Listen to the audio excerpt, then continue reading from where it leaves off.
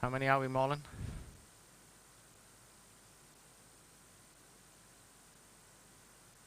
51. We're gonna roll. Good morning, everyone. A very warm welcome to Sprint 20 reporting workshop. It is hard to believe that it has been 10 years since we started Software Center. And I wanted to really welcome all of you to this opening presentation. We are not going to spend the whole day talking about what happened over the last 10 years and what we hope will happen in the next 10 years. Of course, the focus is on the content that we have constantly been focusing on and working with in Software Center over the last 10 years. I believe that that's one of the key reasons for our success, that we focus a lot on what is relevant for the companies at hand. But I did want to spend a few minutes on looking back and giving a bit of a perspective of what has happened over the last 10 years. So if you could share the slides by any chance, thank you very much. So just a second, and then we'll have the slides up.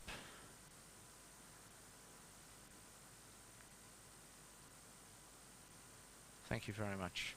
Good. So as I mentioned, it is hard to believe that it has been 20 sprints that we have so far conducted within Software Center.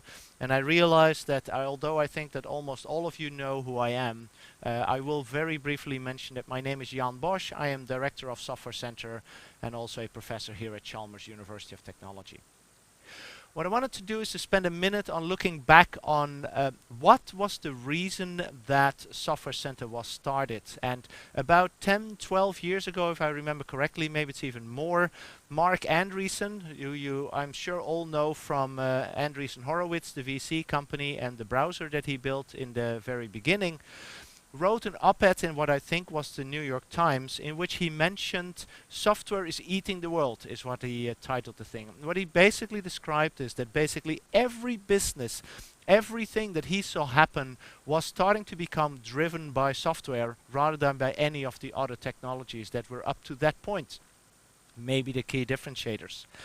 And that led to the situation where some of the senior leaders of some of the companies that were the founding members of Software Center connected with what was then the president of Chalmers, Karin Markides, and asked her to look into establishing a center that would help the companies in the region to become better at software engineering.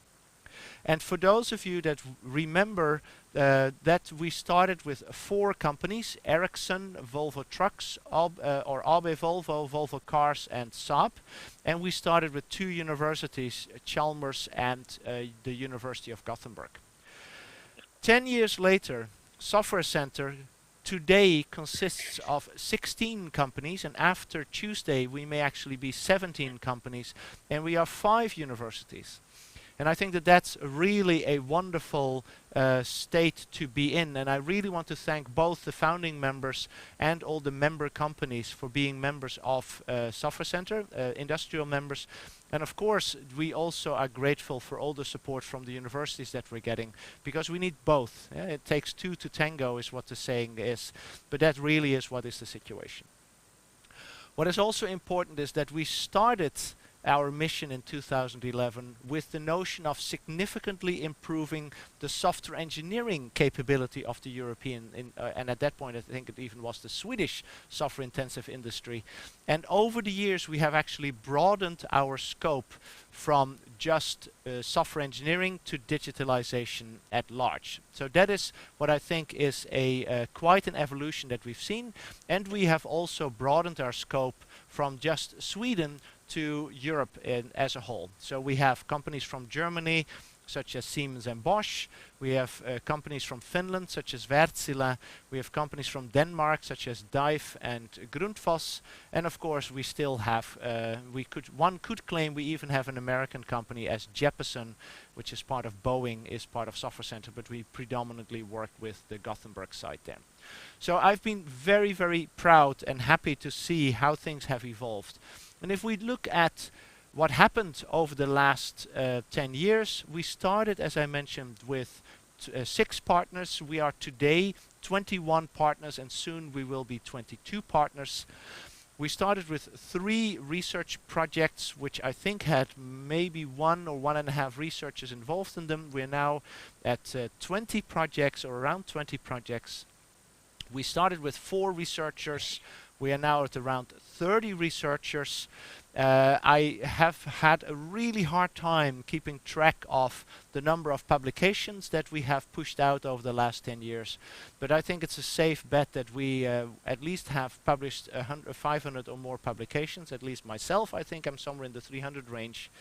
And if you look into funding, we are closing in on the 100 million SEK over the last 10 years that between the companies and universities we have invested in research in software engineering and digitalization.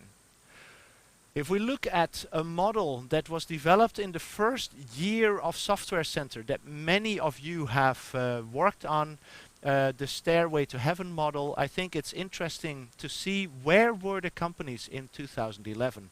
And if I remember things, everyone at that point was working on transitioning from traditional development to becoming agile. Maybe Ericsson was a little bit ahead and already starting to focus on continuous integration, but by and large the Software Center companies were looking into R&D, how do we make the R&D organization go agile? Over the years we've seen that the focus has constantly shifted. I think that almost, well, basically all companies in the Software Center are now agile. They have worked very, very hard on getting continuous integration and continuous testing in place. And what I now see is that most of the companies are in different shapes and forms moving towards continuous deployment. And continuous deployment, as all of you are aware of, means that we are releasing software at least at the same frequency as our sprints, even though it may not exactly be the software at the end of the current sprint that goes live at the end of that sprint. And most companies are working towards getting there. Some of the companies, such as Ericsson, are already there and are looking into the next stage. And what we can see is that some of the companies in Software Center have started to look into the next topic as well, which is where we use R&D as an innovation system, meaning that we run things such as A/B testing in the context of the products that we put out in the field. And as you look at some of that, some of you know that, for instance, Volvo Cars is actively working with A/B testing, and also other companies within the Software Center are actively working on more experimental approaches towards developing software. One of the models that I think has been quite helpful for us to reason about what is happening in software engineering is what we've called the holistic DevOps model. And I think that some of you may have already seen this, but what is important here is that we distinguish between 3 different types of development. The first type of development is what we call requirements-driven development. We don't think that that type of development will go away. Typically this means you have a set of requirements, you have a specification, and what you're basically doing is you're developing or conducting your development in response to those requirements. And those are things like, what we see there happen is that regulatory features, features where you need to reach competitive parity, commodity features, those will be types of development that will continue to happen even in the future, we believe. There is a second type of development, though, that is quite important. This is where you have what we call outcome or data-driven development. So rather than saying, here is a specification, please build according to the specification, we now ask development teams to focus on a specific KPI, some key performance indicator. In the online world, this can be conversion. In communications, this can be bandwidth or throughput or any other metric. In other companies, this may be fuel efficiency or something like that. And the development team, rather than being told what to build, is focusing on what are different ways in which we can perhaps improve this KPI that we're asked to improve, without breaking or negatively affecting any of the other KPIs. And then we typically move towards things like A/B testing or other more experimental approaches where you do not necessarily know, or it's very hard to predict what the impact of that development will actually be. And this can be used very nicely for very innovative functionality, where you actually don't know if the functionality will have the outcome that you're looking for, but what you try to do is you try to experiment and figure out what works and what doesn't work.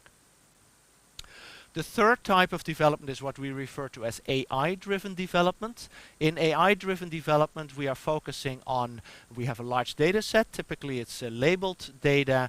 We develop machine learning or deep learning models in order to train with that labeled data. And once we have these models well trained, we can then deploy them in our systems and use them to improve the behavior or functionality of our systems. Here we typically focus on minimizing prediction errors, so we look at F1 scores, accuracy, recall, those kind of metrics. It's typically a situation where it is hard to, in an algorithmic way, come up with a proper solution. So what we do instead is we use the data to train the model and use the model in practice. What is important to understand, though, is that continuous deployment, or DevOps, if you want, is not just something that the traditional requirements-driven or the outcome-driven development is focusing on. Also, the machine learning models are going through the same DevOps or MLOps kind of iterations that we're looking for. So every component in the system, whether it's built by AI or it's built by software, will be subject to continuous deployment and will at the same time generate behavioral data that allows us to monitor and log and understand if the outcomes that we're looking to accomplish are actually being achieved or not. If you want to broaden the scope a little bit, I was trying to give a bit of a feel for the reach or the width of the publications or of the work that we're currently conducting in Software Center. So it's clear that if you look at the bottom of the figure that you're now looking at, the product upgrade dimension, it's very obvious that we have been working on how do you work with software, how do you work with updating of software, how do you build software in such a way that you can continuously add value to customers, which I think is one of the key shifts that we see currently happening. So if you look at the product upgrade dimension, you see that we initially sold the product as is, then we move towards reactive software updates, then we move to proactive and continuous software updates, and then I think that this is one of the things that we're going to be seeing in the coming 5 to 10 years within Software Center. We do not limit the upgrades anymore to what's software only, but we even start to look for ways in which we can periodically upgrade electronics and maybe the mechanics in our systems in order to be able to continuously deliver value to our customers. And then finally, there's of course, when we have a fully digitalized offering, where the customer doesn't really care anymore about what is the physical instance of the product that I have. I basically care about what that thing actually does for me. Yeah? So some of you, I've been talking about my new mobile phone that I got recently, a new iPhone. To be honest, there is really not a real difference between my old iPhone and my new iPhone, except that it's a little faster and it has a little bit better camera and a few other things. But basically, the experience is identical to my old iPhone, and I think that that's what we're going to be seeing a lot going forward in our industry. If we also, or in the different industries that of course represented here in Software Center, if we look at the business model, that's perhaps an area where one would initially perhaps not expect Software Center to work actively, but we are actually looking into that because we see that the business model that you have drives so many of the questions on the R&D side, because anything around how you architect your systems to how you develop your systems is actually driven by the business model and the business strategy that you have. And also because in my experience, it is actually the R&D organization that sets the real business strategy for the company, because the R&D organization often takes quite an extended period of time to realize the changes or improvements that they want to accomplish. And in order to, and by doing that, they basically make certain business strategies very difficult to accomplish and other business strategies very easy to accomplish. So in practice, it is actually in many companies, the R&D organization that sets the real business strategy for the company. And if we dare see what is happening, we see that of course many of the companies, and this is still a business model that is used a lot, we sell traditional product sales, So typically the focus is on the mechanical product or the electronics product. Then we see that companies move to products as a service. Then we see that the companies are starting to move, and many of you are doing that, onto complementary services around products. Then we see that companies are moving towards customer KPI-based business models. So for instance, I agree with my customer on what are the KPIs that you actually care about. Can we find a business model where I get paid based on my systems and my company helping you accomplish the KPIs that you care about? And then finally we move towards a multi-sided ecosystem, which is still a bit far out, but I think something that will become important in the coming 10 years, where we focus on the data, especially the data generated from our primary customer base, being monetized and used by other stakeholders that perhaps initially have nothing to do with our initial product. And that then leads, and I will speed up a little bit to give Eric a good bit of time, but I mean, then we move towards the data exploitation dimension, where initially data was mostly used for quality assurance and diagnostics. And actually we've had several discussions with companies in the software center where people were struggling to derive business relevant insights from data that was generated for quality assurance and diagnostics, and that is really difficult. Then we move towards data for product performance, not just is the product performing according to the specification, but am I improving different KPIs of the product that I care about? Then I move to a model where the data from that one customer that I am allowed to collect data from is used to provide data-driven insights to that customer. Then I use the entire customer base to generate insights and relevant information for individual customers. This is, for instance, where you can benchmark, help customers benchmark themselves against the overall customer base. And then finally, you have data for a secondary customer base. I think that that's an interesting one. I believe that in the future, in the coming 10 years, we will see situations where many of the companies in Software Center will start to generate data in their products in the field that is not relevant for the product itself. It's not relevant for the primary customer. I am just generating that data so I can serve another stakeholder with that information. Finally is the AI, machine learning and deep learning dimension, which many of you are of course talking about these days.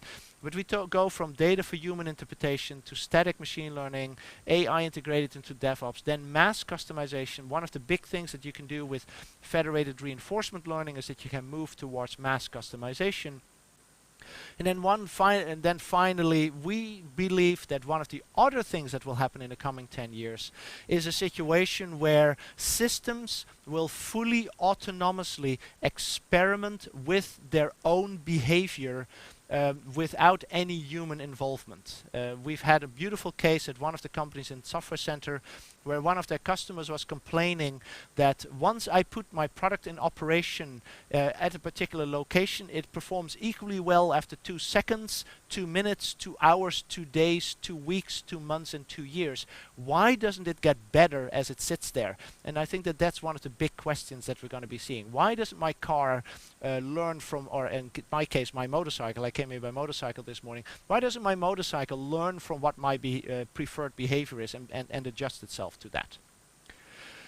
What I wanted to do before wrapping up and letting Eric in is I wanted to once again thank the founding members of Software Center. I already mentioned them: Ericsson, Saab, Albe, Volvo and Volvo Cars. I know that I shouldn't show those 2 logos, but I don't know how to separate the 2 companies, as well as University of Gothenburg and our hosting institution, Chalmers. If you 6 partners had not taken the gamble to start Software Center, none of the others would have joined, and we would be in a very different situation today. So I'm very grateful for all of you, for the companies and the leaders behind that 10 or 11 years ago agreed to start Software Center. And I know that one of the people, and I don't want to mention too many names, but Anders Gaspar is one of the people that has been involved from the beginning. I wanted to do a little of a pre-announcement somewhere during this year. We are currently working on it. There will be a book to celebrate the 10 years of Software Center, where we're going to be providing some new material as well as republishing what we believe are the most impactful papers that we have collected over the last 10 years. This will be edited by the 5 theme leaders that we have today. So that's Jan Carlsen, Helena Holmström Olsen, Christian Sandahl, and Miroslav Staron. Stay tuned for that. We hope to announce that in the December reporting workshop. And with that, I want to move towards the program. Just to give you a quick overview, I was last night when I was on the plane flying back from Stockholm, emailing back and forth with Eric to suggest that perhaps he could start a little bit earlier, because I believe that his information is much more relevant than me, but that is next on the agenda. At 11 to 12 we have community updates, where we have 3 parallel sessions. You can find the links on the Software Center website or in the email that Malin sent to you yesterday, or if you registered very late this morning. There is a software engineering track where 3 of the theme leaders, Miroslav, Jan Carlsen and Christian, and then of course Wilhelm is involved there as well, are running the software engineering community session. Helena will host the product management session, and I will be hosting the AI engineering session. And if you look at the website, you will see that I cannot quite remember what was in the software engineering session, but I know that in product management, Anders Guts from Access Communications will be giving a presentation. And in my case, it is Mikael from Scania in the AI engineering track, who will talk about how Scania works with developing all kinds of solutions for autonomous drive. We have a lunch break between 12 and 11. Then we move towards the themes. We have 5 parallel tracks going on between 1 and 3. Where we have continuous delivery, theme 1, run by Christian Sandahl, architecture run by Jan Carlsen, metrics run by Miroslav, custom data and ecosystem driven development by Helena, and then I will run the AI engineering track. And there we basically give you an insight into what is happening in the projects within each of the themes that we have ongoing. And then at the 3:15 we have a closing keynote from Sara Mazur, who was also instrumental in the beginning of Software Center, because at that time she was heading Ericsson Research. But today she is Director Strategic Research at Knut and Alice Wallenberg Foundation, as well as chair of the WASP program. And then finally, around 3:45, after Sara has given her presentation, we finish the Q&A. We will have a little bit of a discussion about what are next steps within Software Center, and I'd love to have some of your input on that.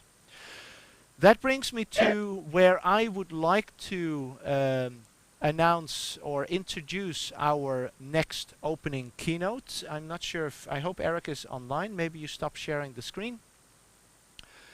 So that we can start to talk about or introduce Eric. Eric, I can see that you're there. That's great to see you. I must say I feel honored to be able to welcome Eric as our opening keynote speaker, both because he is of course a very well-known technology leader in the industry, CTO of Ericsson, working on very important topics for Ericsson as well as the Swedish industry at large: mobility, cloud, artificial intelligence and the Internet of Things. He's been at Ericsson longer than I can remember. I had to look it up in your bio. It says since 1993, Eric, so that's a long time. And the fun thing is that Eric and I actually met in the time that I was working for Intuit in Silicon Valley, and Eric spent several years in Santa Clara at the Ericsson site there on the 237, if I'm not mistaken. And we happened to run into each other a few times during that time. So I'm very excited to give the floor to Eric. Eric, I will be your remote control today, so if I'm not mistaken, we can see your slides. And I'm happy to yield the floor to you, and you just let me know when you want me to swap to the next slide.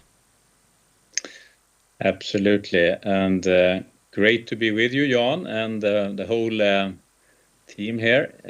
This is great opportunity, I think, to have a dialogue about where we are heading, or perhaps where the industry is heading. But let me start by first congratulating on the first 10 successful years. This has been a fantastic achievement. And as you said, we met many years ago. I learned a few things about A/B testing from that first session, and I think we applied that across things that we do in the design space, but also, of course, in terms of how we iteratively work with development on products. So that has been a fantastic journey. And of course, this 10 years with the Software Center has been an even more rewarding collaboration from an Ericsson side. And why are we then so interested in working with you and the Software Center? Well, I think today it may be obvious, but when we started, perhaps not as obvious. Today we actually put data-driven as one of our fundamental capabilities, foundation of Ericsson's strategy. We talk about technology leadership, we talk about scale and skill, we talk about how we build high performance solutions, but we also talk about data-driven, which means that we are building in data-driven capabilities in the portfolio, products, solutions, services, and it's becoming a key development for us. So one of your previous slides, Jan, of course, resonates very well with where we are. Cloud native is, of course, the other journey that we've been on for many years, modularizing everything we do, microservices, and this is true for what we call core networks, basically the gateways to the rest of the internet, the radio networks, and of course anything in between in terms of transport, orchestration, enablement, exposure, all the things that allows you to build applications on top of a 4G or now 5G network. So what we have actually done over these, perhaps not quite 10 years, but what we've done over a number of years is to really change the industry and change our offering from being network centric only to being network plus capabilities to run generic applications. So we're building a platform. It's getting more and more capabilities by the day, but it's also very much linking to how to support enterprises, how to support those that are today building applications in a public cloud environment. So this journey and this collaboration has been extremely important for us. But let me start by sharing a few of the things from the industry, from where we are with 5G and the technology evolution. Thank you. End of this year, 2021, we will have more than 500 million 5G subscriptions around the world. I don't know how many of you are enjoying 5G service, but this is actually happening more in North America, Northeast Asia, China, Korea, Japan. There are other countries around the world where this is actually exploding. We were at around 200 million only 6 months ago, end of 2020. So it's a fantastic growth rate when it comes to smartphones, when it comes to network build out. And we are fortunate to actually power around half of those commercial 5G networks around the world, basically everywhere in the world where you have regulatory conditions are there, where you have operators investing in 5G infrastructure, and then of course a hunger both from consumers and enterprises to move into the latest technology, to move into 5G. So that actually means about 1 million new subscriptions added every day. So it's a rapid take up right now, and at some point we will have 5G in Sweden as well. But again, the leading countries, they are well into, they are in their second second year of deployments and rollout. An interesting fact that comes also from the last 15 months of the pandemic is that we all work in new places, work from home, work from wherever we are. And that is something that we believe will continue even when we are back into the hybrid mode, when we have vaccinations taking place. And one aspect of that is that mobile is becoming a primary access for users. So fixed wireless access is really something where 5G can really help. It's more cost efficient to build with wireless and to dig fiber. It doesn't mean that we will not use the fiber network. It doesn't mean that we will not build base stations that are connected to fiber networks, of course, but most of us, and that is not only for humans, most of us see the value in mobility, and that goes for sensors, of course, IoT, but it also goes for our new behavior when it comes to work from everywhere. And that actually means that 70% of the operators around the world are actually offering these fixed wireless services. So this will grow tremendously over the coming 5-6 years. Technology is finally ready to serve gigabit per second speed, millisecond latencies, basically wherever you are. Of course, it's a journey in terms of rollout, but that's basically where we're heading. And the growth in terms of how much we consume is equally astonishing. So 10 gigabyte is a average monthly usage. Of course, if you compare to fixed usage where you have your TV on and you have gaming going on all the day, that could easily be a factor of 10 more. But this is individual mobile consumption, so it's staggering numbers, and it's going to be tripled or more than tripled in the coming 5 years. So we have to basically rebuild the infrastructure in every new hardware and software release that we deploy. We have to cater for this traffic growth. And we couldn't do this with one size fits all, because these are different cases. To build for a mobile case, to build for a fixed wireless case, to build for indoor cases, to build for super rural cases. That means that we have to have flexibility in the products that we're building. That means that we have to have an ability to add features and functions, of course, by software continuously, but also in major shifts when we are supporting new accelerators, for example, in the radio network or at the edge. So these are just a few key stats then, if you want to move to the next slide. I mentioned 500 or 580 million subscriptions already end of this year. But if you look at 2026, that number is going to grow to 3.5 billion 5G subscriptions. And that's a orange part in this graph, showing that there is a modest overall uptake in terms of mobile subscriptions, reaching almost 9 billion from 8 billion today.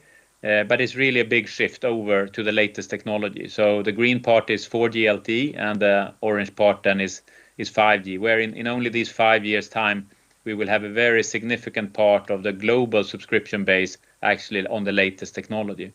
And I think this is really one of the obvious innovation engines of society now, that if you can build on the digital infrastructure that 4G was and now 5G is becoming, then you can digitalize practically anything. You can digitalize your transport, you can digitalize your ports, you can digitalize your manufacturing, your smart manufacturing. You can digitalize anything, because this is the fastest growing technology there is. And this actually includes also the cloud industry. We are doubling capacity in less than 20 months. We are passing 1 gigabit per second speeds now for users and devices. And this will not stop. We will have another 10 years of innovation in this cycle, just moving more capacity, better user experience, but also then linking it to the applications on top of this network platform. 160 of the world's operators are now commercially with 5G. Another region to mention is actually the GCC, the part of Middle East, where there is very strong build out and strong uptake of 5G. And that again gives them a leg up. It gives them an advantage when it comes to competition with other regions, because if you don't have the digital infrastructure rolled out, then the innovation on top of the infrastructure will also be delayed. So that's really why governments are now looking at how can they incentivize nationwide build out of 5G faster? How can they make sure that you actually get access to the 5G system earlier rather than later? So if we move on then, I think many of you are very familiar with this, so I'll be pretty brief. But what we are saying is that it takes significant investments in both hardware and software to drive this technology forward. And we are investing roughly 40 billion Swedish in our annual R&D. This is a big increase from just 4 years ago when we were roughly around 30 billion. So we have increased by almost one third, more than 25% increase in R&D. And that was actually needed for us to now solidly be the world leader when it comes to 5G. So the capabilities that we have gathered and the portfolio that we now have is really one of the main reasons why Ericsson is winning market share around the world, that we have so strong focus on the R&D. And I was delighted, Jan, to hear your comment about the real strategy of the company comes from R&D, and being very solidly rooted in R&D and also wearing two hats. Maybe you know that I'm CTO, but I'm also head of Ericsson strategy. So I keep the strategy and the technology very close together. But that is really where it comes from. This is the engine of growth for us. This is the engine of performance leadership and better user experience. And it comes out of the 26,000 roughly employees in R&D, which is out of the 100,000, it's a significant part actually. And then of course we have a strong technology ownership through our patents, and we actually work very much in this data-driven transition that you were also into, Jan, when it comes to today we manage services for the operators' networks, network operation centers and running their networks around the world. But in the future, this will be through automation, leveraging the operations data. And there we really see great advancement already now, being data-driven, having a large portfolio of AI use cases that are helping our customers to automate, take out cost, and of course, create a much leaner operations overall. So let's move on. You can't have a CTO presentation, Jan, can you, without some kind of architecture? And I think we are stubbornly holding on to our architecture, because we think that much of the value when we are moving from sort of connectivity and compute being separated into compute and connectivity or networking coming closer and closer together is to really keep a strong grip on the overall architecture from what we develop and deploy in the global sites, more the national sites, the distributed sites, the access site, all the way down to the devices and the local access or the local networks. And the reason for this is that unlike digitalization in an enterprise, a local enterprise, a data center that is becoming cloud, when we are doing the same journey on the network infrastructure, we have to care about distance. We have to care about distribution. It really matters a lot where you execute functions. You can have huge differences in energy performance or cost of energy bills. You could have huge differences in terms of user experience if you run your XR application on the device, on the network edge, on the access side, or if you run it in a public data center in the country, or perhaps even out of country. So these things are really the optimization criteria that we need to be on top of. And that's also why when we're building the systems, while they have to be modularized, they also have to fit into this global architecture that we can deploy basically at any site. We can deploy our applications distributed, we can deploy them centrally, we can ensure through orchestration that we have fulfillment of the SLAs, we can ensure that we are resource conserving when that is a criteria, and of course we can keep this together when new devices show up. So we have a very fast cycle of changing devices, whether it's chipsets in IoT sensors, or it's a smartphones, or your XR glasses, or the TV, or the car. It doesn't matter what it is. The cycle of changing the technology on the device side is so fast that we need to take the responsibility to do testing across this whole end-to-end infrastructure. Otherwise, we would not be able to continue to innovate and drive scale at the pace that we are doing now. So it is important to keep the architecture aligned, and this has now also become, you could say, the world architecture for how to standardize systems from 5G to 6G. It has also become very much the way that all networks are upgraded step by step from more bespoke monolithic systems to essentially a horizontal disaggregated architecture with openness in terms of APIs across or between the layers, but also guarantees end-to-end in terms of performance. And then, of course, applications on top needs to reach into this architecture with clear APIs and exposure functions, monetization functions, and of course, some of these are connected to network slicing, which is a concept we brought to standards many years ago, and now it's becoming commercially a reality, so that any enterprise, any consumer can basically get the private or the virtual private network of their liking over one common global infrastructure. So those are things that are really planted in the architecture, and of course evolving with new standards, new open source projects, and so forth. The way to extract value from this network or the network platform is really to look at this in layers. And the digital infrastructure that 5G starts with the radio access network, the transport, the core network, the operations and business support systems, the orchestration goes in there, and the services. With everything we do there, we need to build platform values that are easy to consume in this lighter blue area in the middle here. Because many of the industries up there, we call them use cases, whether it's advanced gaming or entertainment cases in the consumer space, or it's smart transportation, smart energy, smart manufacturing, all of the examples up there, they would not be able to consume 5G network services unless there was prepackaged solutions, unless there were opportunities for them to basically have one neck to choke in terms of how do you actually modernize a factory. We have built 5G factories for our own purpose. So we have 5G factories building 5G equipment. You have 5G enabled AGVs, you have 5G enabled XR VR glasses, you have 5G enabled logistics flows. All of these things would not be possible to deploy on a global basis unless you had some order in this, unless you had these solutions ready made. And that's really where the middle layer comes in, when it comes to wireless edge solutions, when it comes to private networks, when it comes to IoT solutions, network slicing, as I mentioned, but also just exposing in a controlled way high performance, high speed, low latency services.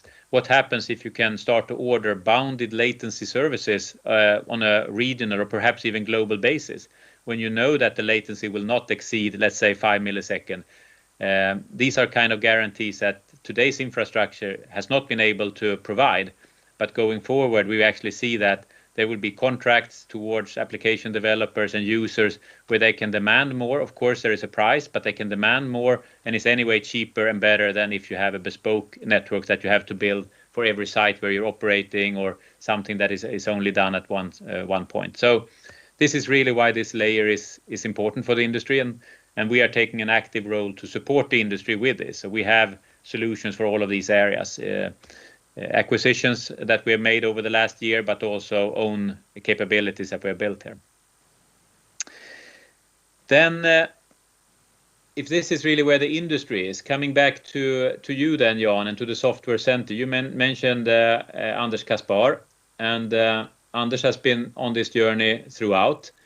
A few things that I'm very thankful for and that has helped us tremendously when it comes to collaboration, cooperation, is in the journey that I now outlined. So this is about how we achieve speed, how we can achieve quality, and of course effectiveness, and the requirements in an agile context. We were early on in moving to agile, but this also meant that we had to change the way that we make fact-based decisions, the way we work with requirements.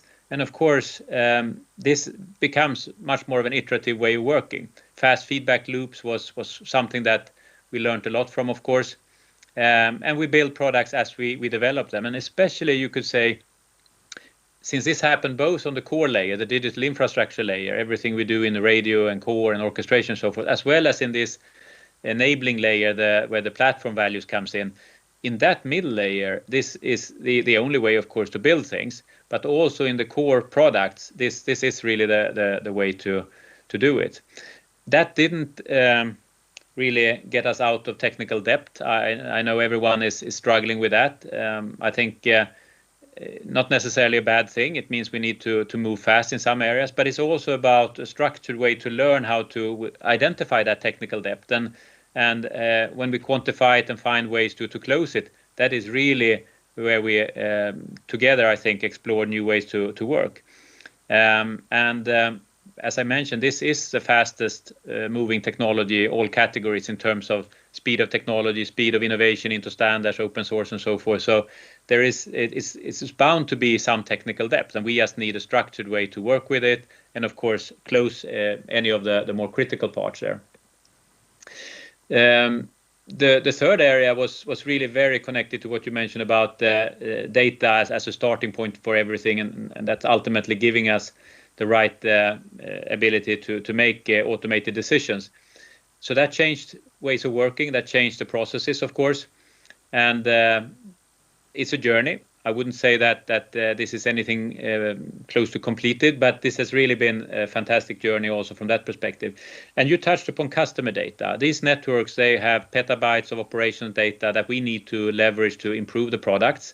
They are also, to some extent, stranded data resources, because unless you can get the full transparency, visibility of this data, it's very difficult actually to not only improve the product, but to really get it out in the first place, because these are not systems that Ericsson operate except for the cases I mentioned about managed services. These are wide area networks operated by our customers. And of course, there is a data ownership, but there is also legalities and many other things that has to do with getting access to that data.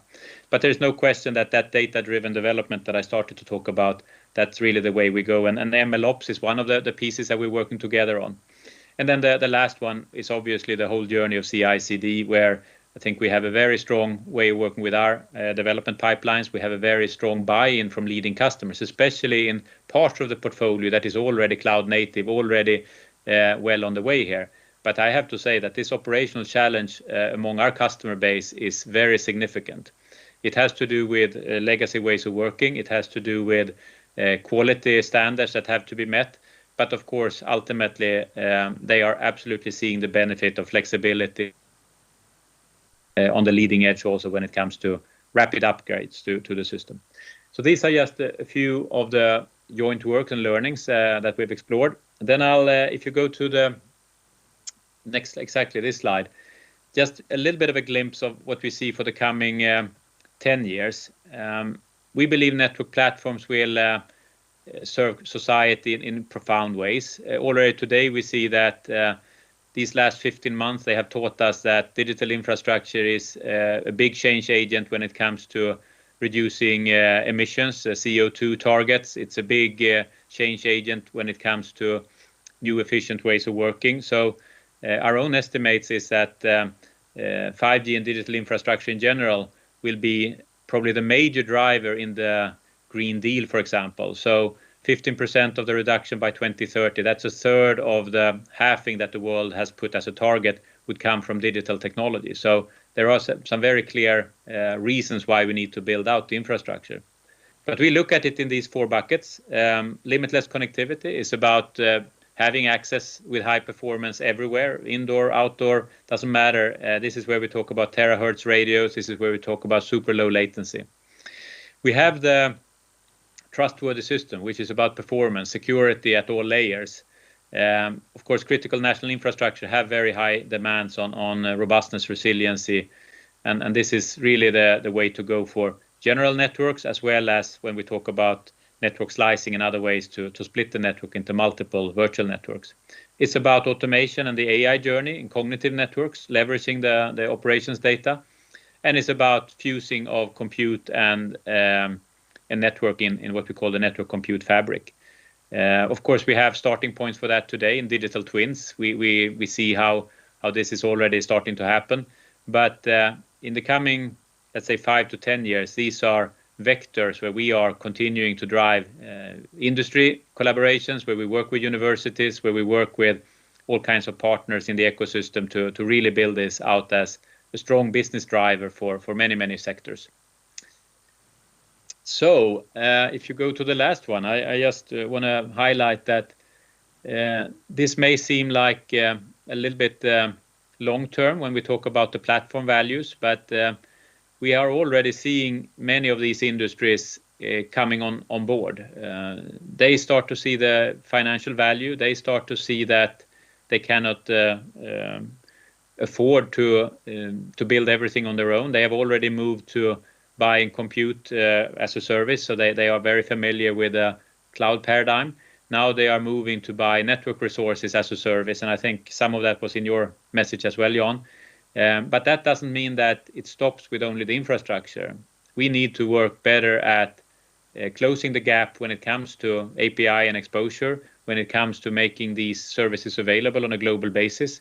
And of course, much of this is automated. So the journey when it comes to AI in networks, it has started, but this is really the long-term journey that we are on as well. So that's actually why we really see this as the world's biggest opportunity when it comes to an innovation platform. And with that, thank you, and over to you, Jan.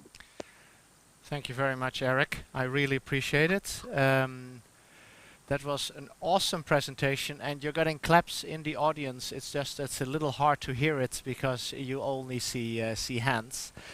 This was super fascinating, Eric. I really appreciate it. So one of the thoughts that I had while you were presenting, because of course you are explaining a platform strategy. A long time ago, when we had mainframes, everything was centralized, and then over time everything moved towards personal computers, PCs, so things became highly decentralized. Then over the last, say, 10, 20 years, we've seen everything move towards the cloud, so very much a centralized approach. And the way that I'm interpreting your presentation is that we're moving towards a much more decentralized approach again, where we have to put intelligence in the places where it actually belongs, whether it's the end devices, the networks very close to those end devices, but we find a way of putting the functionality in the optimal place rather than putting everything in the cloud and centralizing everything. Is that the way I should be thinking about the way that you're thinking about it, or how Ericsson is thinking about taking things forward?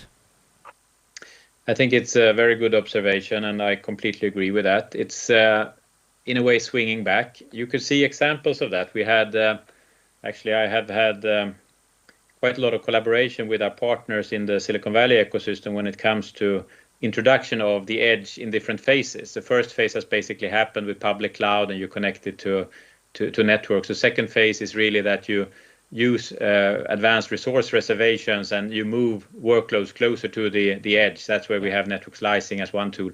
And then the third phase is really when you start to move workloads from the devices, glasses that could be lighter, less battery, less compute, by moving some of that compute into the network edge. Yes. That means that we are leveraging that edge capability because that's the best place from a performance and cost perspective. But it also opens up some of those new experiences that can't be done either on the glasses or on the public cloud. So I think this is really what's happening, and it's already evidenced by today pre-commercial, but very soon commercial CE devices that are actually leveraging this. So I think you're absolutely right. This is about leveraging the distribution, focusing on the performance and cost aspects, while retaining much of the value of openness and open APIs and developer ecosystems, which we have learned both from the, I would say, device era as well as the public cloud era. Yeah. So it's a fusion.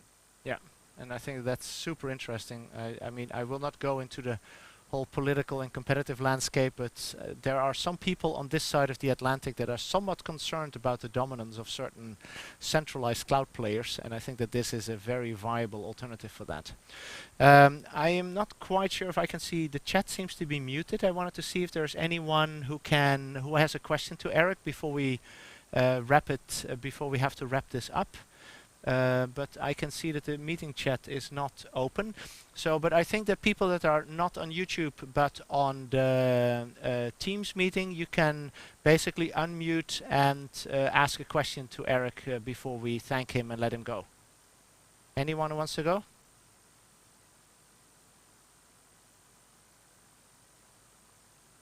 That is, they can unmute, right? Okay. Anyone who wants to raise a hand?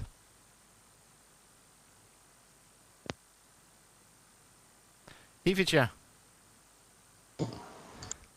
Thank you very much for the great presentation. It's really great to see the insights. I would like to ask you about further future. Now we can see more and more like notes about 6G. So if you could say something about what is the strategy and what are the plans related to 6G, and what is the biggest difference between 5G and 6G? Thanks for the question.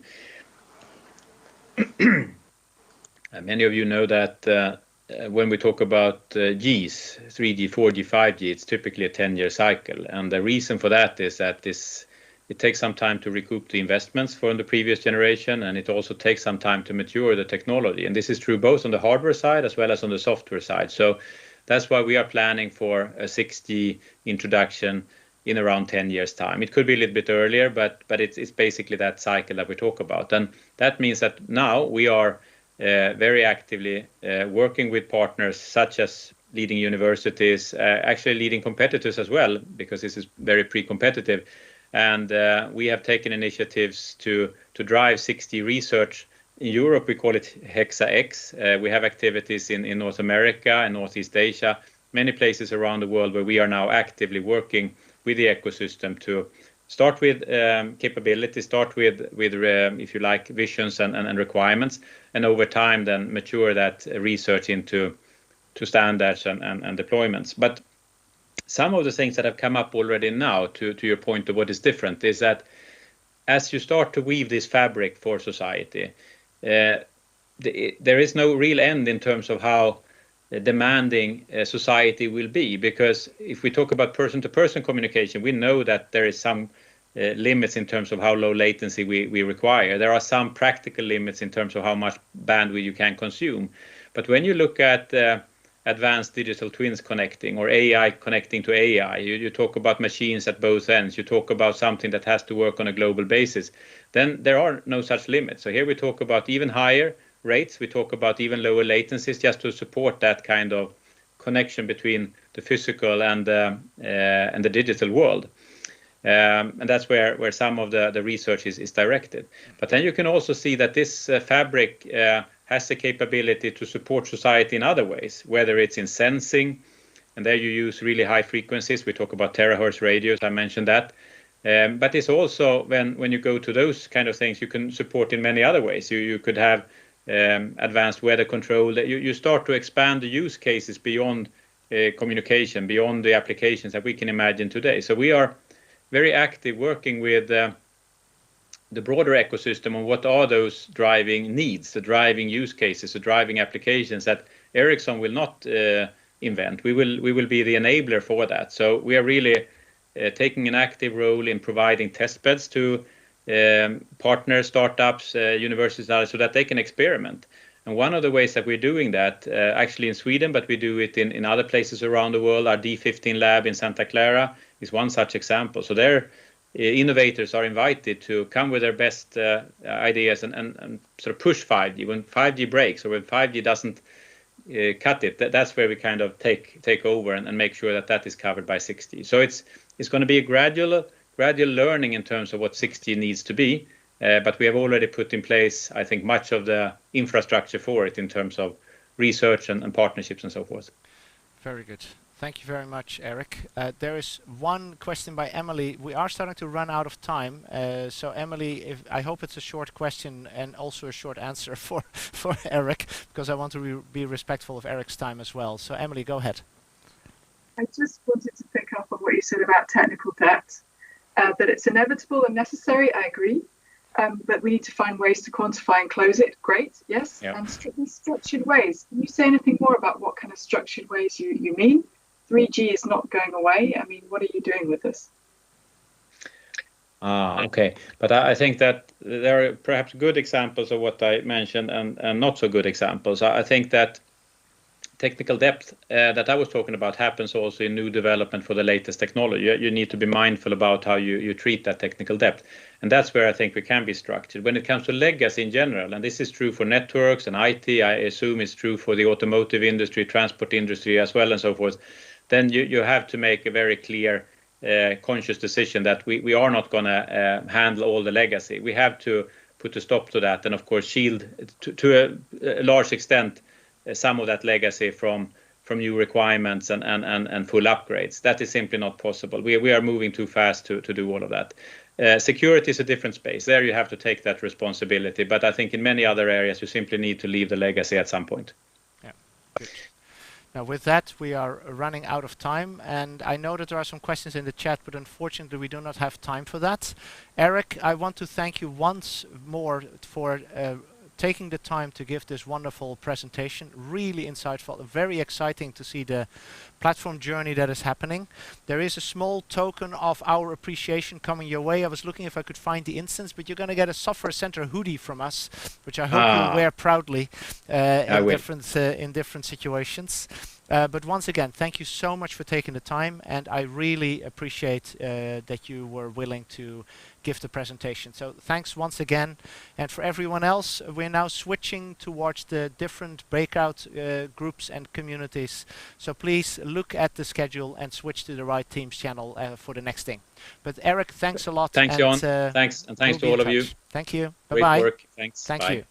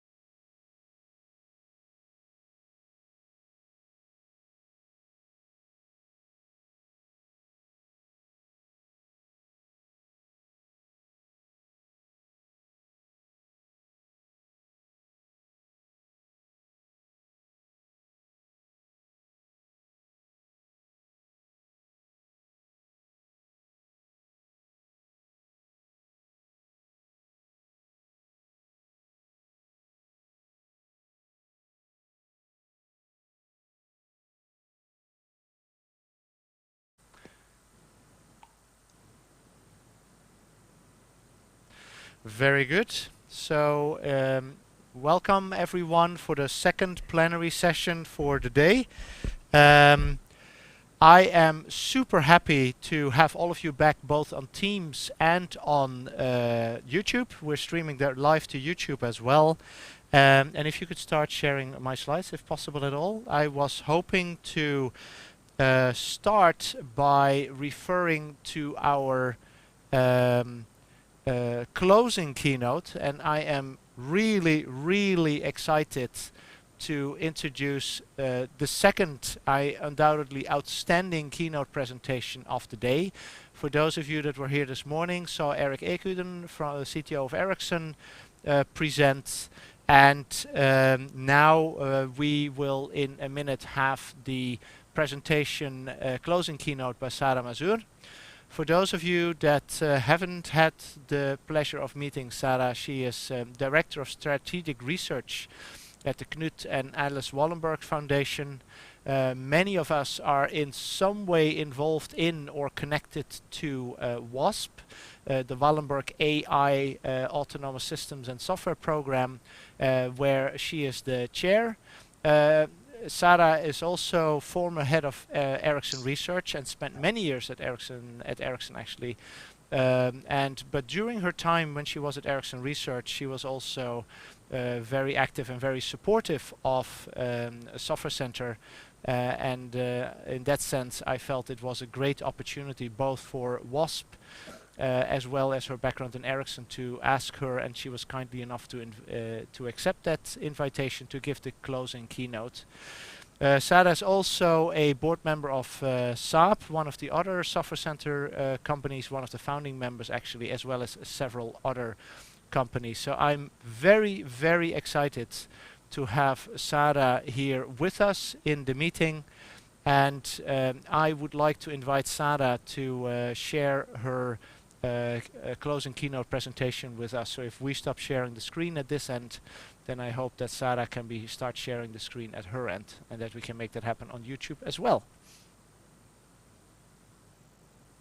Sara, the floor is yours. Thank you, Jan. Can you see my presentation now? We can. It looks amazing. Perfect. Thank you once again, Jan, and thank you for inviting me. I am very honored and happy to be here. And as you said, software and Software Center is an area that I have been involved in for many years.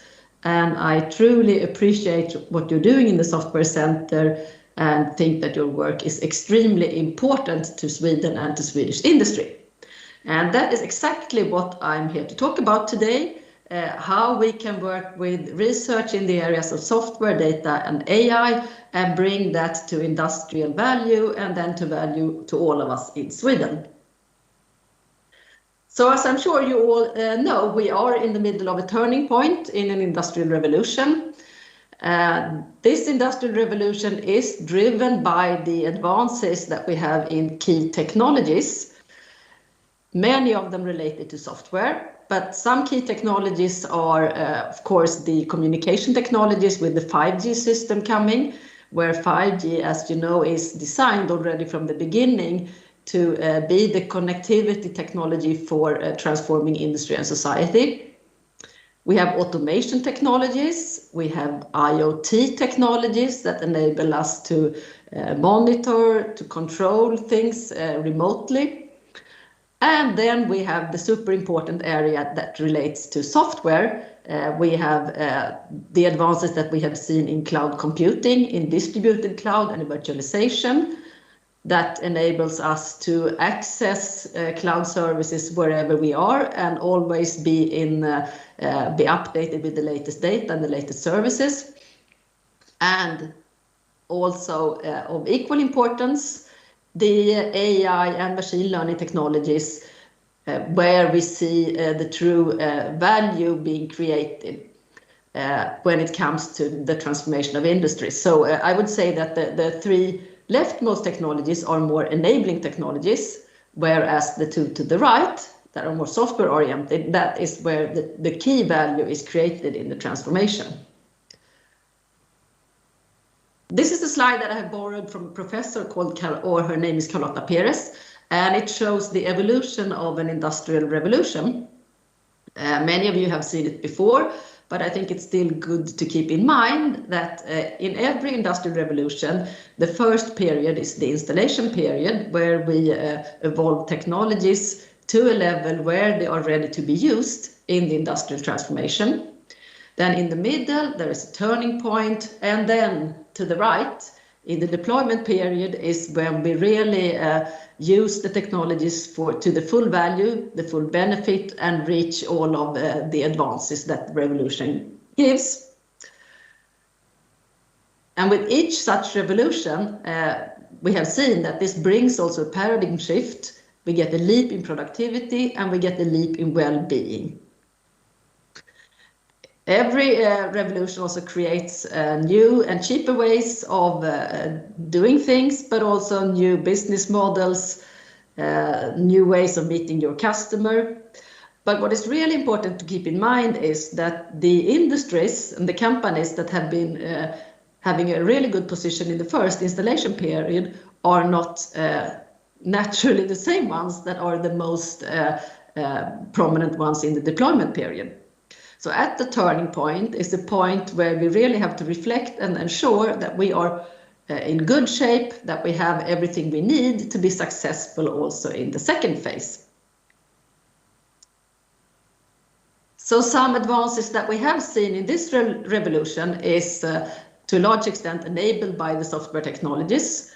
For instance, we can now do computation in a completely different way with cloud technologies and virtualization technologies. We have introduced new ways of communication that are based on the advances that we have seen in software and hardware, but to a very large extent in software technologies. We have now transactions over the network enabled by blockchain technologies, and we are turning more and more into a data-driven world where data and AI technologies will give us prediction and optimization and allow us to build super smart systems that will be much more efficient than the old systems that we have. Why is this important to us? Why is this important to Sweden? Well, Sweden as a small country has been very successful when it comes to building export companies. So in Sweden, more than 50% of our GDP is export, and it is, of course, the key enabler for the Swedish society. So if we want to be at the same level in Sweden, and of course we want to be at the same and perhaps even better level, it's key that we keep up the competitiveness of Swedish industry. Are we competitive? Well, we have been doing fairly well. So if we look at the rankings, if we go back a few years in time, we were doing really well. We were #1 on the European Innovation Scoreboard in 2018. One of the best countries for business, also in 2018. #5 when it came to Talent Competitiveness Index, and also #7 on Global Competitiveness Index. And I would say that this is a very good result for a very small country with only around 10 million inhabitants. The thing is, this is based on rankings done 5 to 3 years back in time. And as we saw, being successful in the past is not the same thing as being successful in the future. So what is really key is ensuring that Swedish industry is competitive for the future, that Swedish society is the best society and competitive. And how do we do that? Well, it's key to have access to the best competence and the best technologies. Is this something that only happens in theory? No, absolutely not. This is an old slide that I used in one of my presentations at Ericsson in 2015, showing that the business mix in Ericsson was at that time changing them from being dominated by hardware into a situation where it was completely dominated by services and software already in 2014. I haven't seen any data since then, but I assume that it has been going on in the same direction. And if we look at the R&D spending, I would expect that we see an even higher shift from hardware into software in the R&D cost. This was also recognized when we had the first meeting of the Swedish Industrial Research Council, and I apologize that the slide is in Swedish, but I didn't want to fiddle with it. We had the first meeting in 2015. It was initiated by me at that time at Ericsson, and we met across different industries to talk about how we can be competitive in the era of digitalization. And already at the first meeting, there was we concluded and everyone agreed on that independent of which industry you were in, there were two areas of technologies that were key to everyone. So everyone needed to have top competence in two technology areas, and those were the enabling technology areas, and they were software and ICT technologies. So that was also something that I and others brought up in our discussion with government. So this is a material that was presented by me in 2017 to the Swedish government. And if you look on the bottom left, you see that one of 6 areas that we wanted to highlight was that Sweden needed to invest much more in research and education in ICT and software technologies for the competitiveness of Swedish industry. Fortunately, this was also seen and recognized by the Wallenberg Foundations. So the foundation that I work for is Knut and Elise Wallenberg Foundation, KAW. It was founded by Knut Wallenberg in 1917 with the mission to be landsgagnelig, for the betterment or for the benefit of Sweden. What KAW does is that we fund excellent research and education at Swedish universities with around 2.5 billion Swedish crowns yearly. Around half of that goes into individual research grants to excellent researchers, the Wallenberg Scholars, the Wallenberg Academy Fellows, and also into research projects. And here we fund basic science and basic research. It's very much based on excellence. It's based on excellent individuals, and we give these individuals a lot of freedom. We also support infrastructure like SciLife Lab, Max4, and we have recently invested in an AI computational infrastructure that I will come back to. But the area that I work with is the area of our strategic research programs. And those programs are specifically set up to be for the benefit of Swedish industry, building the competence and excellence that Sweden and Swedish industry needs to be successful for the future. So when it comes to our strategic programs, we are funding programs within the areas of AI, autonomous systems, software, digitalization, and data-driven technologies with 10 billion Swedish crowns for the coming 10 years. These are all long-term programs, which is really good because that is where you can really have a huge impact. So they all run until 2030. The first program that was started was in 2015 with WASP, the Wallenberg Autonomous Systems, Wallenberg AI Autonomous Systems and Software Program. And of course, I will talk more about WASP a bit later. We support excellent research and higher education at Swedish universities. We are together in these programs that we're running, recruiting up to 200 senior and young top-level researchers. Within almost all of these programs, we have graduate schools, and if you add them together, we are around 10,000 PhD students that will be educated in our programs. We have recently launched a program or a platform that we call VALP. It's a Wallenberg Launchpad, where we support our researchers in innovation. We cannot, from the foundation, support commercial activities, but what we can do is provide funding for proof of concept and research validation, and that is exactly what the Wallenberg Launchpad, VALP, does. And we have invested in computational infrastructure for AI. So the strategic programs that we have is WASP, and that's the biggest one, for AI autonomous systems and software. We have a program called VACT in quantum technology. We have VINC in theoretical physics. We have a program on mathematics, We have VASP AGES, where AGES stands for Humanities and Society. And we have recently also started a new program in data-driven life science that I also will talk more about. First, let's look a bit more into the VASP program, because VASP is a program that very tightly couples to the Software Center. It's also the largest individual private research program in Sweden ever, by far. VASP has now a total budget of 5.5 billion Swedish crowns for 15 years, from 2015 to 2030. Out of those, 4.2 billion comes from KAW, and the rest is funded by universities and industry. Universities in the form of co-funding for the recruitments we do, and industry in the form of having industrial PhD students and also participating in our research arenas.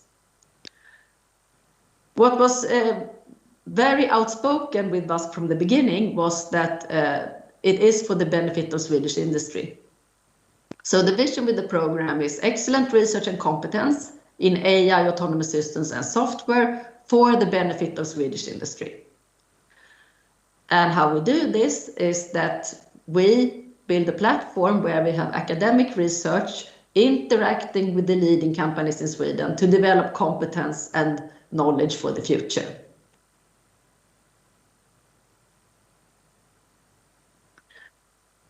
In 2019, the program was prolonged until 2030, and we also got additional funding.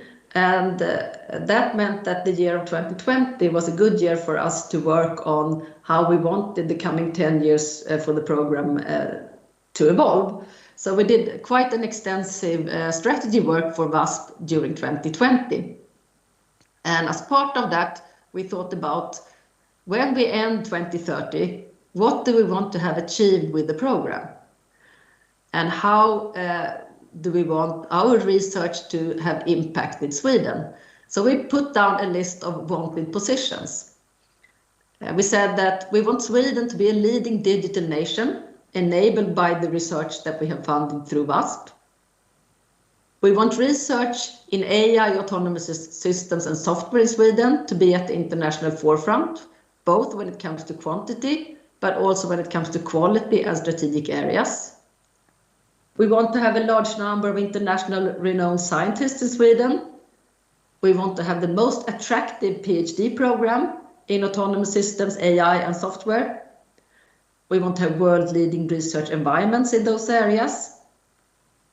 We want Swedish industry to thrive on the competence and innovation that will be built from the program. And we also want to create successful spin-off companies. We want Sweden to be a premium international partner and to be able to influence the international agenda. So these are quite bold wanted positions. What we also could see when we looked at where we were, and this is something that we knew also going back a few years time in the program, that in some areas Sweden is at the international forefront. There are areas where we traditionally have been really good, and those areas are, for instance, control theory. There are other areas where we are getting much better, and software is one of them, and it's to a large extent thanks to the Software Center. And there are areas that we are trying to build new competence, and that AI is such an area. So what are we doing in the program to reach this wanted position? Well, we had a number of instruments that we had for a few years. We were running research programs with the best researchers in the field that we had in Sweden. We have a graduate school where the target is now that we will have more than 600 PhDs that have passed through the graduate school when we are done in 2030. And out of those, at least 150 should be industrial PhDs. And this means that you are employed, the PhD student is employed by a company, but spends at least 80% of the time studying for the PhD. In terms of recruitment, 80 to 100 new research groups established through our recruitments. and mainly in the areas where we are traditionally not as strong in Sweden. So we started with strengthening software, and we have now continued with AI. We are running research arenas together with Swedish industry. We are working on international cooperations, today mainly with US and with Singapore, and we are doing communication. And this we work on within our strategic areas, AI, autonomous systems and software. And also we have a number of thematic areas. Some main highlights on where we are. Since the start of the program, we have recruited 11 professors in autonomous systems and software. We also did a campaign where we wanted to recruit what we call Wallenberg chairs, which are very senior, top-level international researchers in AI. And some people said that you will never be able to attract anyone who is top-level AI researcher to Sweden. We thought if we could get 4, we would have been really successful. And in the end, we got 9. 5 of them are full-time professors in Sweden, and we also have 4 guest professors that are building new research groups in Sweden. We have recruited on younger level, assistant associate professor level, 24 professors in AI and mathematics for AI. The graduate school is growing a lot. We have currently 370 PhD students. Out of those 114 are industrial PhD students, and we are just about to recruit 24 more academic PhD students, so then we are approaching 400. We have about 53 companies that are engaged in WASP, either with industrial PhD students or in the research arenas. We have implemented a new program structure that was a result of our strategy work. We have also thought a lot about all of these PhDs that we're educating in the program. Since we want to be landsgagneliga, to be for the benefit and betterment of Sweden, we want the majority of these students to stay in Sweden when they have finished their education. So therefore, we have launched 3 initiatives that are aiming on finding very good positions for these students in Sweden. The first one is a postdoc program where the student goes out on a postdoc for 2 years, but already from the beginning, they know that they have what we call repatriation support, which means that they get funding in Sweden to start a new research group in Sweden. We have an industrial network program where Swedish industry meets with our PhD students and shows them the great opportunities that are in Swedish industry. And then we have the VALP, the Wallenberg Launchpad for innovation. We have established 5 research arenas, 4 of them coming in the past year. We have a new initiative that we call the WASP Nest, and we have sister programs both in humanities and social sciences and also in data-driven life science, and we have a large new supercomputer in Sweden. So this is the new governance structure that we set up in the program for 2021. And I just want to highlight two things. One is to the left bottom where you see the research management group, that we now have 4 very clear areas in the program, and each of them are at equal level. So autonomous systems is one, software is an area of its own, and then we have AI, machine learning, and AI math. And the second thing I want to highlight is that we have merged the graduate school into one graduate school. So now we have one common graduate school, both for AI, AS, and software. And I think both of those actions were clear improvements in the program structure.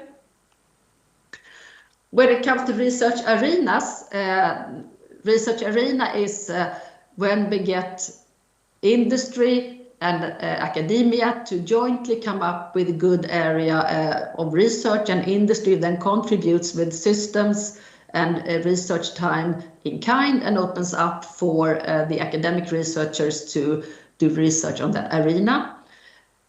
Previous years we had 1 on public safety, but now we have 5, so we have a few new ones. We have 1 on data center, We have one that has started up on software and software technologies. We have one on media and language processing, and also a new one on robotics. We have also started a new initiative that we call the WASP Nests. And NEST stands for Novelty, Excellence, Synergy and Team. And the ambition is to build strong research environments in Sweden where we bring together research groups that come from maybe different parts of WASP. So we can have AI and software together, or autonomous systems and software together. We have had a call, we got 35 proposals, and we have selected 20 proposals that are out for international review. So it will be extremely interesting to see what comes out of this. A few words on our sister programs. We have the WASP Ages for Humanities and Society. It has a similar setup as the WASP program, with the graduate school, with PhD students, with industrial PhD students, with recruitments. And here the scope is to cover areas such as the ethics, economic consequences, legal aspects on the introductions of autonomous systems and AI, and social consequences, as well as improved information systems. And this program is rather important because my feeling is that when we spend so much time and effort evolving technologies, for sure we will come up with great technologies.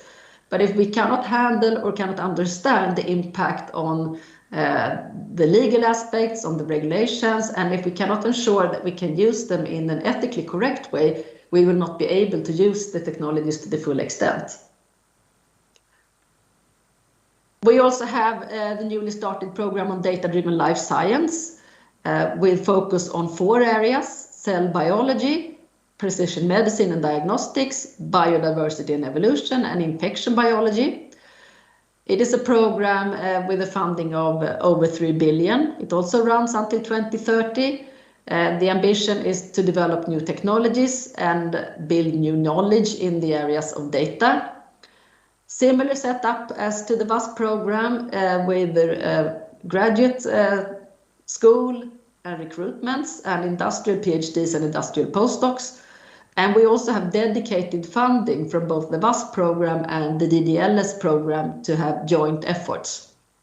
So we just now have opened the first call for joint cooperation projects between WASP and data-driven life science. And I think the call closes in September. And then finally, KAW has also invested in AI infrastructure, both 70 million in SNIC, building up AI capabilities in SNIC, but also recently we have built a new supercomputer for Sweden together with Linköping University. It is hosted by the National Supercomputer Center, and it is built on NVIDIA SuperPods. So we donated 300 million to LIU for this computer. In phase 1, it is 60 DGX A100 systems, and then followed up by second phase with 40 more. So it is a huge supercomputer and quite in its own league in Sweden. And it is for you as researchers to use. That is why we have invested in it. Before I close, I just want to look back a few years in time.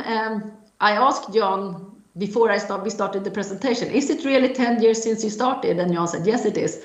I was not there completely from the beginning, but I have followed the Software Center since 2012. And then when I looked through my old presentations, I found this Software Center Days in Stockholm in the beginning of 2015. Already then, we saw software as a super important topic, and I would say that importance has not become less since then. At the same time, this was also the timing where Ericsson had signed a strategic partnership with Chalmers, and one clear driving force for that was that Chalmers also was the founder of the Software Center.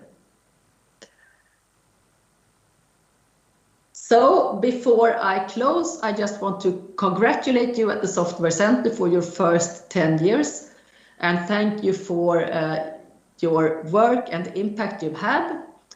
and your contributions to Swedish industry and to Sweden and Swedish society.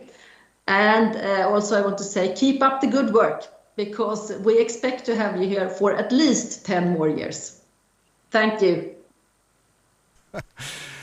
Thank you very much, Sarah. That was amazing. Really wonderful presentation. Thank you so much. If you allow us, we would like to give the audience the opportunity to ask a few questions. You can see the applause is coming up in the screen, I hope. So that's really, really fun. So perhaps, Sarah, if you can stop sharing your screen, that would be wonderful, because I was hoping to invite the audience to have some questions. So so far it has been very hard to get the first question, and after that it starts to flow. So maybe I should start with the first question. So thank you very much for looking back a little bit as well. The purpose of this afternoon session is to also look forward. So Sarah, what if you would look into the future, what do you think are the most important topics for the Swedish and European software intensive industry to really focus on in the coming 10 years? And as you undoubtedly know, within Software Center we now focus on accelerating digitalization. We define digitalization as software, data and artificial intelligence. Are those the technologies we should be looking at? Are we missing things? What would you advise us to spend our time on? I would say that you're spot on. Looking at, I mean, it's not by coincidence that we have invested in AI, autonomous system software, data-driven life science, etc. Because the way we see it, data-driven technologies, software, AI, that is where we need to be and build competence and strength for the future.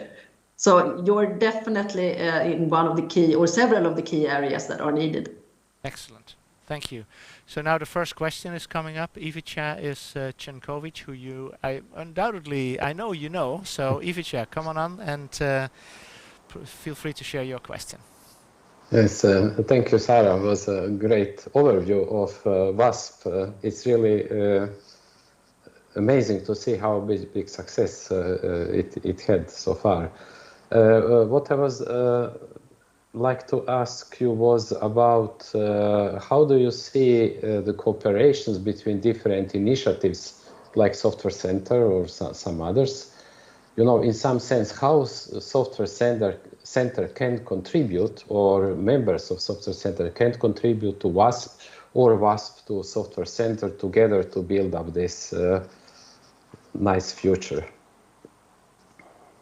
The way I see it, Software Center is tied to the WASP. Many of the researchers, or at least some of the researchers in Software Center, are already WASP researchers. I encourage many larger part of the Software Center researchers to join WASP and apply for WASP funding. But the way I see it, that we will have researchers that are both within WASP and within Software Center. Doesn't mean that Software Center is a part of WASP, because Software Center is an entity of its own. But there are so many connections between. And since we are both working in the same area, and also Software Center with its industrial partners is it's a very good match to the industrial partners that we have in WASP. We have so much to explore for the future. Excellent. Thanks. Thank you. I am looking through the list. Are there any other questions that people would like to ask Sarah? It's not that often that one has the opportunity to talk to someone like Sarah, I must admit. So there's a hand raised, Wilhelm Meding, and I'm warning you, Sarah, he works at Ericsson still, so that may mean something. I don't know. Go ahead, Wilhelm. Did you have to say that? The background gives it away, Wilhelm, so no worries.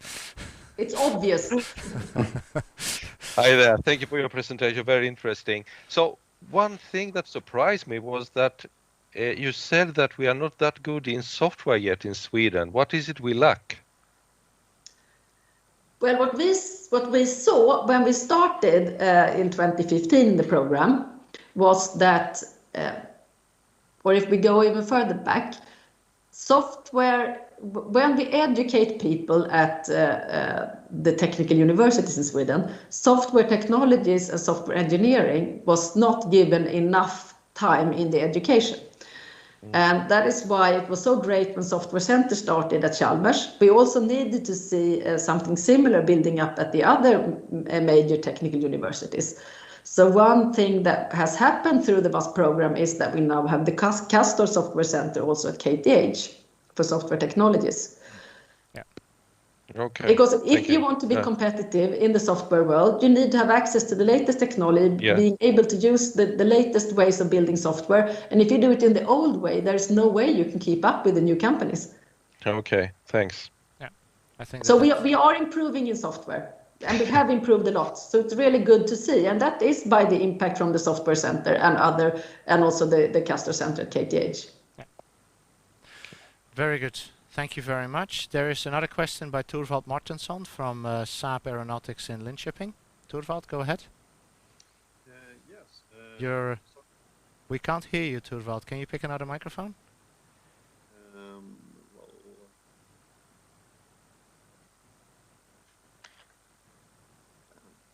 He tests jet fighters by day. So,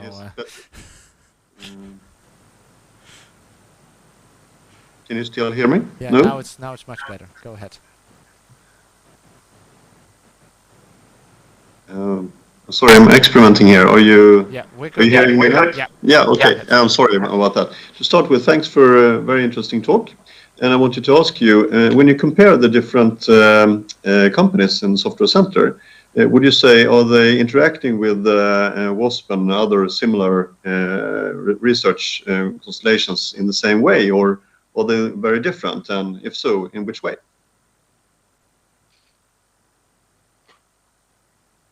Do you mean, are they different companies, or is the interaction in a different way? Of course, the companies are different. So my question was, do they work and do they bring forward very different questions, or are they working in different ways? So that's my question. I think it's both, because part of Software Center is also part of VASP, as I said. So for instance, if Saab wants to have an industrial PhD in Jan's in Software Center, it's possible to apply for a VASP industrial PhD position, and then it's both a Software Center position and a VASP position, which makes it then inherently the same scope for that project. Then I think there may be differences. VASP is focused on basic research, so we are not really working on applied research. So there may be areas that are covered better by Software Center than by VASP. Yeah, but do you think the companies use VASP and Software Center and bring forward different questions to you in WASP, for example? I think that the questions that they bring forward to VASP is we have pretty standardized ways on how we handle that, and it is in the way of industrial PhD positions and in the ways of arenas. So for Saab, for instance, Saab has been one of the most active companies with a large number of industrial PhDs and also very active in the arenas, and the same is true for Ericsson.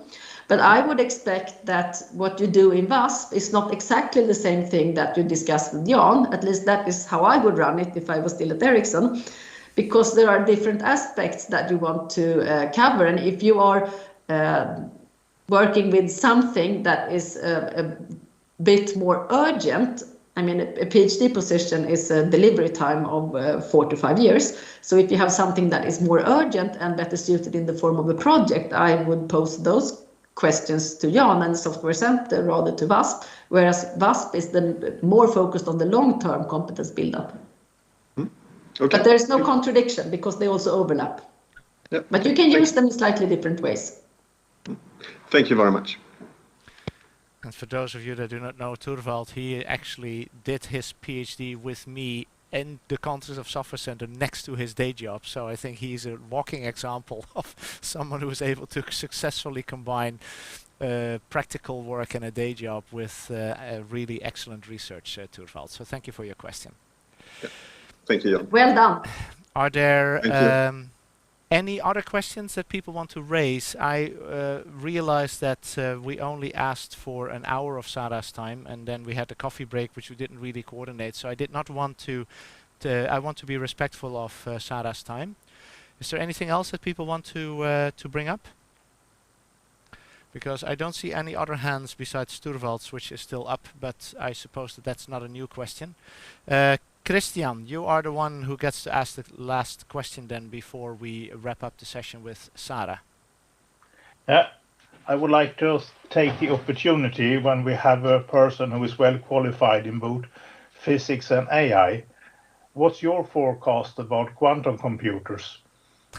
Are we still building large supercomputers, or will we do something else quite soon? Some people says don't bother; they will not come true in your lifetime. I think they will. I briefly mentioned our other initiative, VACT, the Wallenberg Center for Quantum Technologies, that is also based on Chalmers, or it's hosted by Chalmers.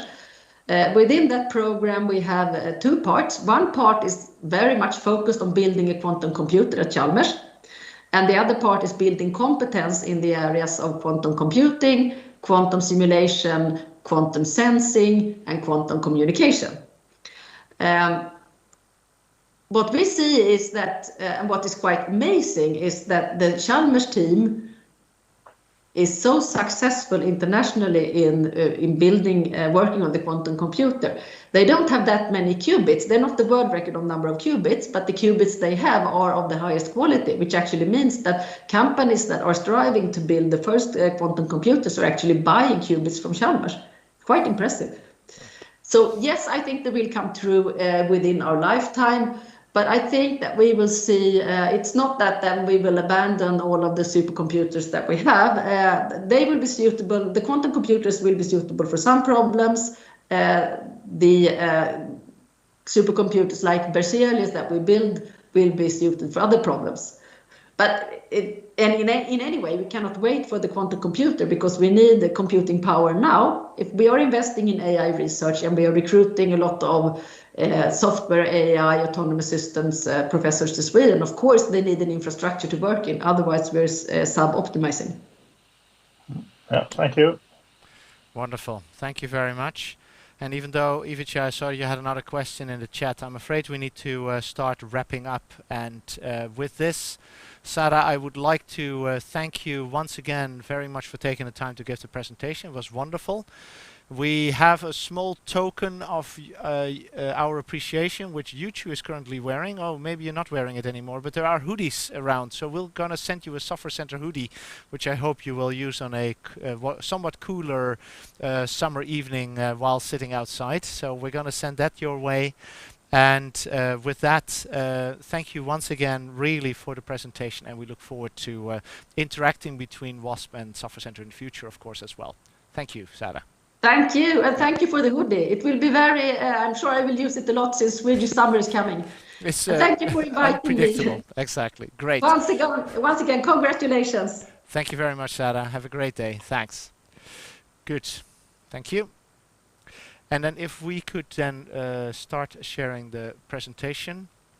We have another 15 minutes or so that I wanted to use for basically closing a little bit. And what I was hoping to do, if possible, is to make this somewhat interactive. We still have quite a number of people on the line, but I wanted to share a few thoughts. And what I wanted to do is to not look backward anymore. What I really wanted to do is to look forward. What is coming in Software Center in the coming 10 years? What is relevant for the European software-intensive industry? And what are the things that we really should be focusing on? And I was hoping to start by sharing a few of our thoughts, and then taking it forward from that. This is one of the graphs that I think many of you have seen in a number of of topics in a number of presentations in the past, but many of the software center companies started off as mechanics companies, added electronics over time, then software, and are now in the process of becoming increasingly data and AI driven. And when we talk about digitalization, and you just heard me refer to that in the interactions with Sarah, when we talk about digitalization, we're talking about software, data, and artificial intelligence. Another way of looking at this is the following graph, which is where we say, okay, we have the same 5 technologies. However, some of these technologies are still required for the products that we're building, but they are becoming increasingly commoditized. So to be honest, the mechanics and electronics, and in some cases even significant parts of the software, are simply not that differentiating anymore, and the differentiation is increasingly provided through, to some extent software, but also data and artificial intelligence. And it has a number of implications that I think the companies will have to come to terms with. And one of them is that if you have a business model, when you are mostly focused on anything atoms, so think mechanics and electronics, you tend to have a transactional business model. You buy a car or you sell a car, and then 5 years later someone comes back and buys the next car. However, when you are predominantly driven by digital technologies, many cases exist where you move more towards a subscription-based model for monetizing what it is that you deliver to the market. So I think that that's one big change. The other is every time we bring a new technology on, you need to think about new partners. So how initially this was, how do I build expertise in software? But now it is also, how do we work effectively with data? How do we work effectively with artificial intelligence? And then if I say data, not just data that we use to improve the quality of our products, but also how do we find data that is actually useful for monetizing with other stakeholders that we perhaps didn't have a relationship with in the past? And the third one is that our ways of working are evolving. So it is, of course, one of the things that I mentioned in the introduction this morning, that we're moving towards DevOps. But now with data, we're also increasingly moving towards data ops, and with the increasing emergence and prevalence of artificial intelligence, of course, ML ops or AI ops, if you want, needs to become an increasingly important part of our ways of working within the company as well. So that brings me, and I will quickly reframe for those of you that weren't able to be there in the morning session, but this holistic DevOps framework basically outlines that we will still have traditional requirements-driven development, but we will also have outcome or data-driven development when we talk about A/B testing. The presentations that you heard, for those of you that were in the breakout sessions, David and you two talk about, where you basically run experiments in order to test what works in the field and what doesn't work in the field, not from a functional perspective, but from an outcomes perspective. What leads to better conversion, better throughput, better fuel efficiency, better whatever KPI you're focusing on. And then AI-driven development that many of us, I think, understand. But what is important is that all of these things live in an ops context. So there will be DevOps, data ops, and ML ops. I don't want to repeat this model that I showed in the morning, but I think it's important to identify that all these things come together. This is not just a technology challenge. This is also a business model challenge. It is a systems engineering challenge. It is a data science challenge. All these things are, I think, affecting the companies as in the software center.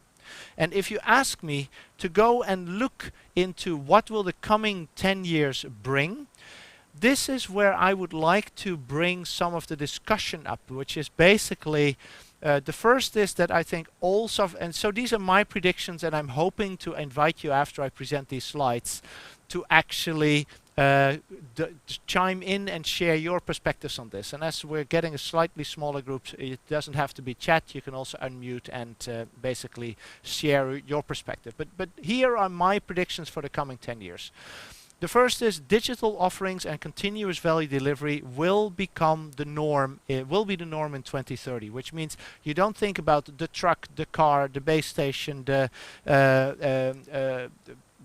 milk processing plant or whatever. What you talk about is something that is continuously getting better, and where the software, the electronics, and the mechanics get replaced on a continuous basis by whoever is providing the offering, and I don't even have to think about it as a customer. That's, I think, the first one. The second one is multi-sided ecosystems. All the software center companies, we just had a master thesis group working on this. All the software center companies focus very much on a one-sided ecosystem where I work with my customers, I get data from my customers, I give value back to my customers. The idea is that I think we will see more and more software center companies developing multi-sided ecosystems where data and other value assets generated by one group of stakeholders will be monetized and used by other groups of stakeholders. And I think that that's an important topic that we have to really wrap our heads around, because if you're going to wait until it is obvious that you should use the data to monitor that you're getting from your primary customer base to monetize with secondary customer bases, everyone and their brother will have run past you and all the business opportunities will basically have ceased to exist for you. The third is DevOps will be the reality, not just for the easy parts, but also for safety critical systems. I mean, we can already see this in automotive. We can see the first movements in the medical space where groups like FDA are requesting fast responses to security breaches, etc. That is exactly how things started in the Ericsson space, where initially fast release cycles were used to get patches to bugs out, and then over time more and more functionality was being deployed in that fashion. I believe we were going to see exactly the same in all the other industries of the software center companies, and that means that we have to start getting ready for DevOps for safety critical systems as well. Fourth, data-driven and AI-driven development. I'm not going to spend time on that. What I do want to mention is that we still have, and for those of you that were in the AI engineering theme, saw Hong Yi present, we still have a very centralized way of working with artificial intelligence, where we bring all the data to a central location, we train it in the central location, and then we only distribute fully trained models for inference at the edge in all the devices, and we don't allow for any local training, optimization, customization, or whatever. I think that model, with the constantly increasing computational abilities on the edge, and seeing that the computational abilities on the edge are growing much faster than the communication bandwidth that is available from the edge to central locations, I think that we're going to see that we want to push more and more to the edge of also for artificial intelligence. And that is not just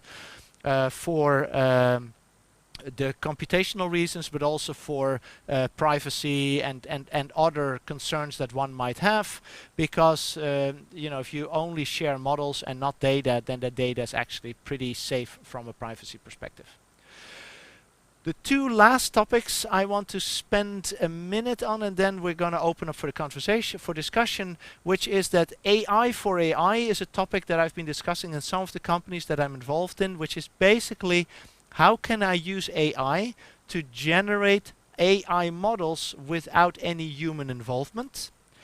And although the term AI for software engineering is used quite a bit to support existing software engineering activities, I'm actually wondering how far we will get in the coming 10 years for fully automatically generating software based on the requirements or based on the outcomes that we say that we want to accomplish. I think that those are some of the technologies that we're going to be seeing becoming more and more relevant for the software center companies. And as you all know, within Software Center, we focus on those topics that the companies in the Software Center claim to be the highest priority for them, and those are the ones that we're looking at. So those are some of my predictions, and what I would like to do is to basically close this part for a second and switch to discussion for a few minutes. So if you could stop sharing the screen, I would like to invite you as the audience to start to share your predictions, and maybe if you disagree with me or have questions, I'd love to hear about that. So please go ahead. This is very quiet. Who's going to start? Ivica, you are my lifesaver. Yeah. Yes, I am opener for others. So I think it was interesting, your list. I would like to comment it, or one particular part maybe related to the edge computing and what you said, that it will not be necessary to share data.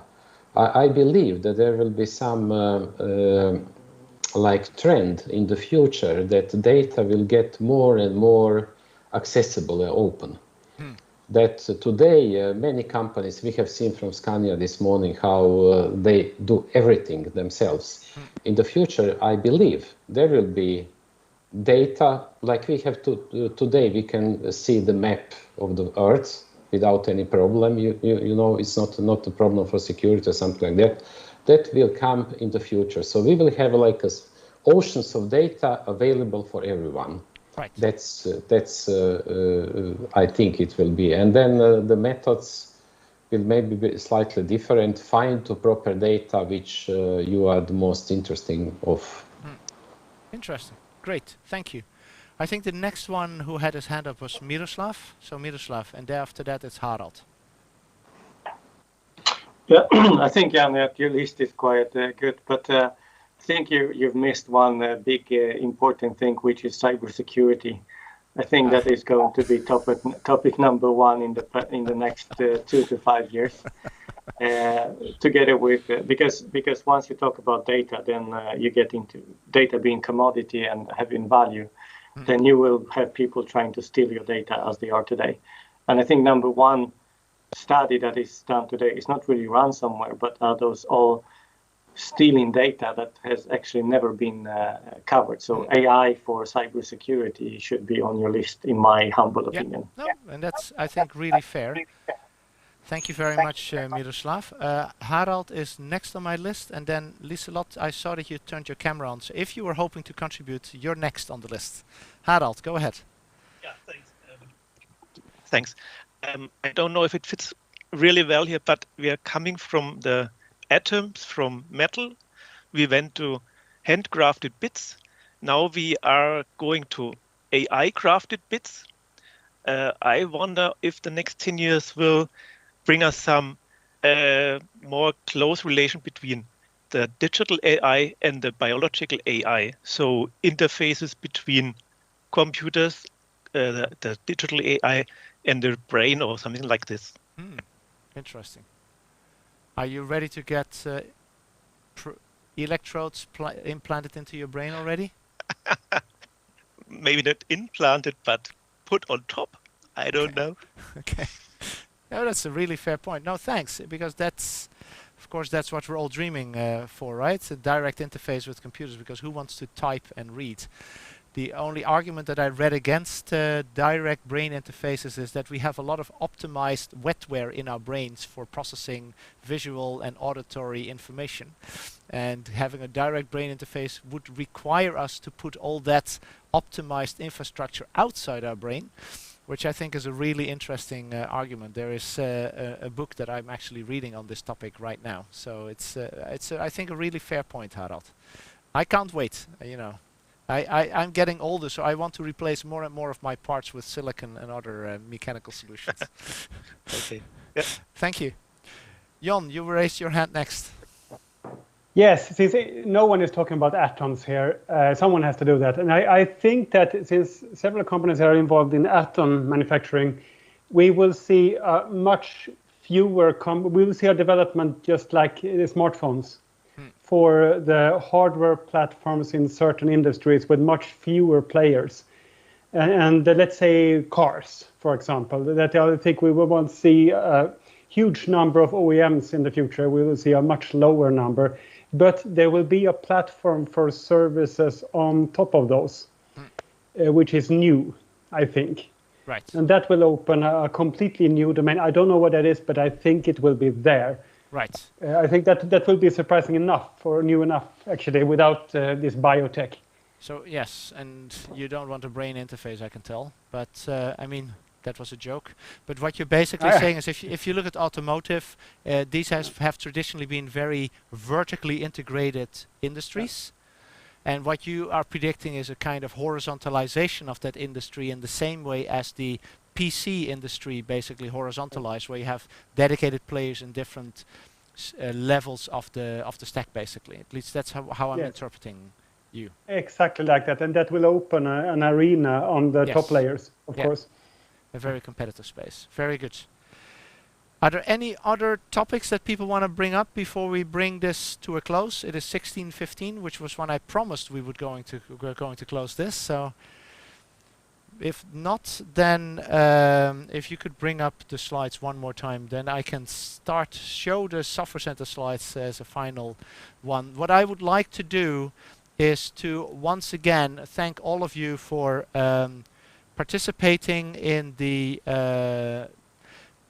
20th reporting workshop, and want to reinforce what we have established over the last 10 years. I mean, really, I'm super proud of what we as a team, as a group of 16 companies and 5 universities, and hopefully soon 17 companies and 5 universities, have accomplished over the last 10 years.